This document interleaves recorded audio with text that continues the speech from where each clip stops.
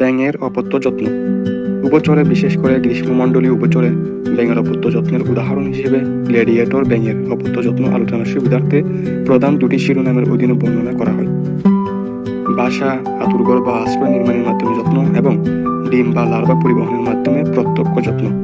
জননকালে পুরুষ ব্যাঙ গর্ত খোঁড়া সহজ হয়, নির্মাণ কাজ রাতারাতি সম্পন্ন হয় এমন স্থানে বেলে বা কাদা মাটির নিট নির্মাণ করে ভবিষ্যৎ প্রজন্মকে রক্ষার উদ্দেশ্যে বসতির আশেপাশে পুকুর, ডুবা বা এই ধরনের স্থায়ী জলার পাড়ে বাসা বানিয়ে ডিম পাড়ে বা আগে থেকে কোনো কারণে সৃষ্ট গর্ত বাসা হিসেবে ব্যবহার করে, বা গবাদি পশুর পায়ের চাপ কিংবা এমনভাবে মাটি সরায় যাতে মাটি স্তূপাকারে পড়ে গেলে উঁচু কিনারা রূপ নেই। সেক্ষেত্রে নির্মিত বাসা স্ত্রী ব্যাঙের পছন্দ হওয়া এবং নিরাপত্তা বিধান সবকিছু মাথায় রেখে স্ত্রী ব্যাঙ ডিম পাড়ে তাই বাসা নির্মাণে ব্যস্ত সময় কাটাতে হয় পুরুষ ব্যাঙকে। 30 মিনিট থেকে কয়েক ঘন্টার মধ্যে বাসা নির্মাণ সমাপ্ত হয়।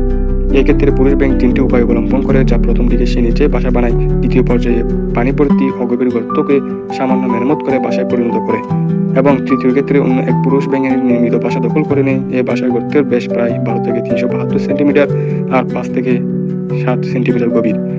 ডিম ছাড়ার পর এলাকা বেঁধে পুরুষ ব্যাঙ তার বংশ পরম্পরায় তত্ত্ব থাকে। লার্ভা তরুণ ব্যাঙে পরিণত না হওয়া পর্যন্ত গর্তের পাশে থেকে পাহারা দেয়। গ্ল্যাডিয়েটর ব্যাঙে মার্চ-সেপ্টেম্বর পর্যন্ত জননকাল হিসেবে পরিচিত। স্ত্রী ব্যাঙ উপযুক্ত বাসায় 10 মিনিটের মধ্যে প্রায় 3000 ডিম পাড়ে। 2-3 দিনের মধ্যে ডিম ফুটে লার্ভা নির্গত হয়, 40 দিনের মধ্যে এতে রূপান্তর ঘটে। এভাবে গ্ল্যাডিয়েটর ব্যাঙ তার ব্যাঙের অপত্য যত্নে ভূমিকা রাখে।